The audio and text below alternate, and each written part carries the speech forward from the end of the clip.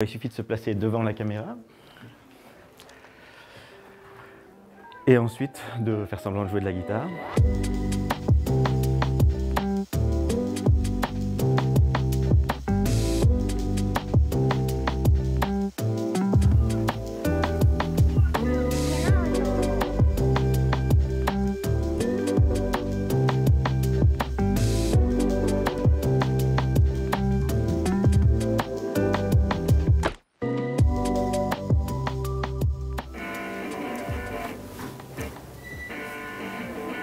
On a besoin de beaucoup de données.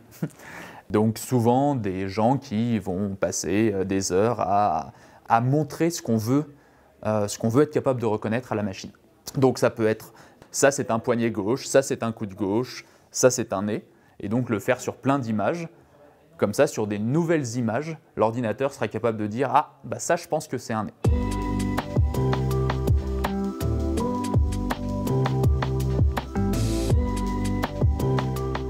La recherche qu'il y a derrière, c'est vraiment la comparaison de mouvements et là de forme de main. Donc c'est vraiment l'idée d'avoir un modèle statistique qui apprend un mouvement, une forme de main, pour pouvoir en fait le comparer à l'utilisateur. Donc ça, on pourrait imaginer que ça fonctionne aussi pour je sais pas, les personnes qui ont eu des opérations pour la main par exemple et qui doivent réapprendre à bouger la main.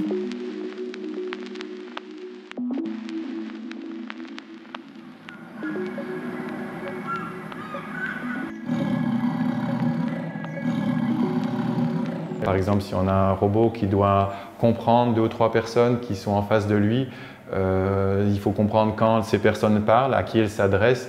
Est-ce que la personne parle au robot ou est-ce qu'elle parle à quelqu'un d'autre? C'est important pour savoir si le robot doit répondre en fait.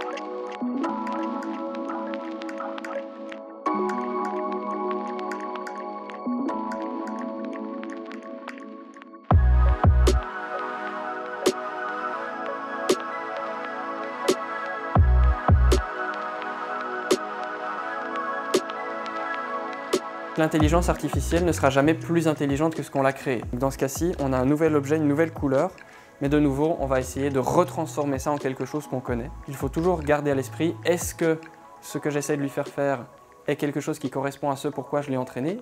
Et sinon, parfois ça pourrait marcher, parfois ça ne peut pas marcher, mais il faut toujours essayer de garder ce regard critique.